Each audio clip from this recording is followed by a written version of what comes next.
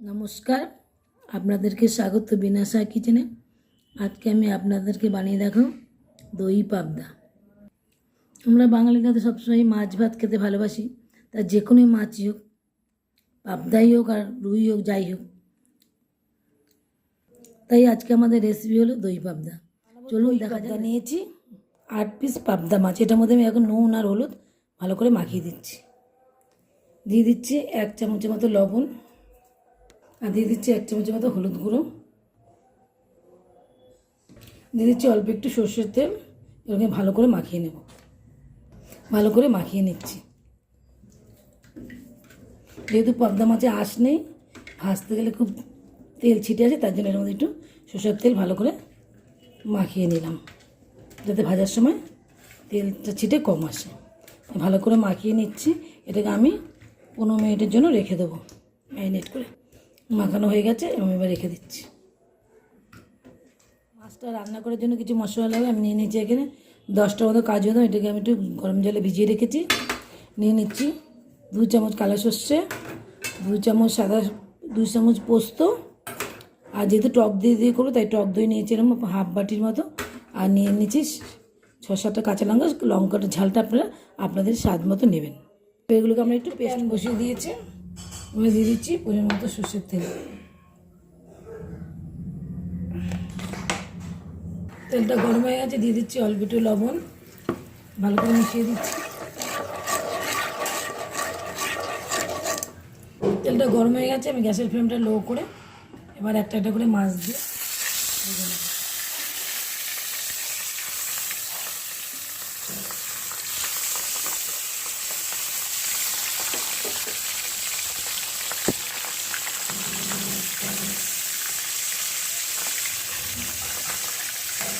Minute হয়ে গেছে। মাছগুলো একটু ভাজা হতে, এবার আমি এগুলোকে উল্টে পাল্টে দিচ্ছি।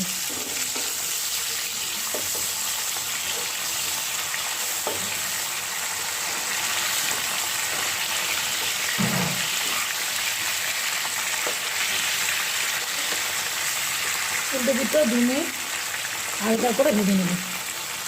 ভাজা হয়ে গেছে, এবার আমি তুলে দিচ্ছি।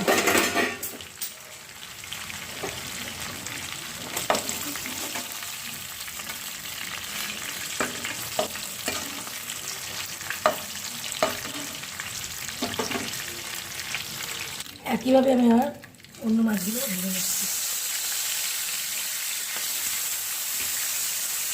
ভাজা হয়ে গেছে, এই মাছগুলোকে তুলে দিচ্ছি।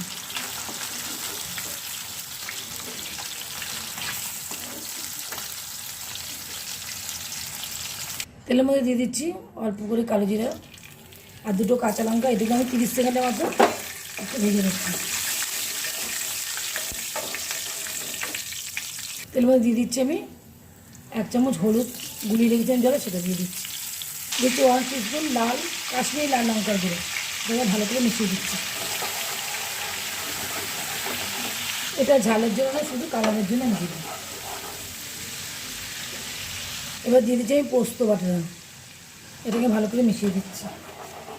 এটা আমি 2 মিনিটের মতো একটু কষিয়ে নেব। আমি অল্প করে নুন দিচ্ছি। আমি যে সর্ষেটা বেটে রেখেছি আলাদা করে, তার মধ্যেও লবণ দেওয়া আছে, তাই আমি অল্প করে লবণ দিচ্ছি। পরে আবার দেখে আরেকটু লাগলে লবণ দিয়ে দেবো। এটাকে ভালো করে মিশিয়ে দিচ্ছি। আমি এবার দিয়ে দিচ্ছি কাজু বাদামটা। ওটাকে আমি 3 মিনিটের মতো কষিয়ে নিয়েছি। এবার আমি দিয়ে দিচ্ছি কাজু বাদামটা পেস্টটা। এটাকে আমি মিশিয়ে দিলাম। এবার আমি টক দইটাকে মিক্সিতে একটু ফেটিয়ে পেস্ট করে নিয়েছি। এটাকে আমি হাফ দিয়ে দিচ্ছি এখন। এটাকে ভালো করে মিশিয়ে দিচ্ছি। এটাকে আমি 2-3 মিনিটের মতো একটু কষিয়ে নেব। সবার শেষে আমি দিয়ে দেবো সর্ষে বাটাটা। কষানো হয়ে গেছে সর্ষে পোস্ত আর টক দই দিয়ে। এবার আমি দিয়ে দিচ্ছি সর্ষে বাটাটা। টক অল্প একটু টক দইয়ের সঙ্গে মিশিয়ে সর্ষে বাটাটা দিয়ে দিলাম। এটাকে ভালো করে মিশিয়ে নিচ্ছি।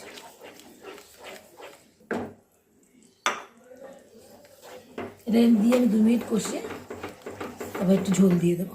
যেহেতু টক দই দিয়ে করি তাই দিয়ে দিচ্ছি অল্প একটু চিনি। এটা মিষ্টির জন্য, জাস্ট ব্যালেন্স করার জন্য আমি অল্প একটু চিনি দিয়ে দিলাম। এটা যদি আপনাদের পছন্দ না হয় তাহলে আপনারা দেবেন না। মশলাটা কষে গেছে, এবার আমি দিয়ে দিচ্ছি খুব অল্প পরিমাণে জল। আপনারা যেরকম ঝোল খাবেন সেরকম পরিমাণে জল দিন। বাটার মশলা বাটিটা দিয়ে একটু ভালো করে জল দিয়ে দিলাম।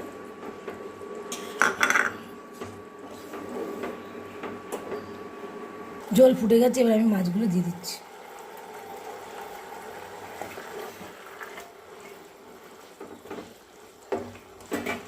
ভালো করে মিশিয়ে দিই। ফুটে গেছে, আমাদের দই পাবদা রেডি হয়ে গেছে। এবার আমরা গ্যাসটাকে বন্ধ করে দিচ্ছি। স্ট্যান্ডিং টাইমে রেখে তারপর আমরা এটা সার্ভ। দই পাবদা আমি এবার প্লেটে সার্ভ করে দিচ্ছি।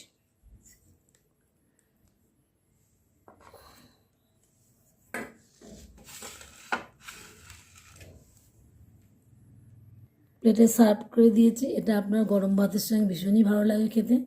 যদি আমার এই রেসিপিটা ভালো লাগে তাহলে অবশ্যই লাইক করবেন, শেয়ার করবেন, কমেন্ট করে জানাবেন কেমন হয়েছে এবং সাবস্ক্রাইব করবেন। পাশে থাকা বেল আইকনটা প্রেস করে দেবেন।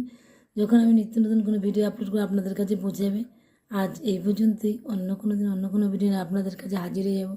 ততদিন পর্যন্ত আপনারা ভালো থাকবেন, সুস্থ থাকবেন। বাই।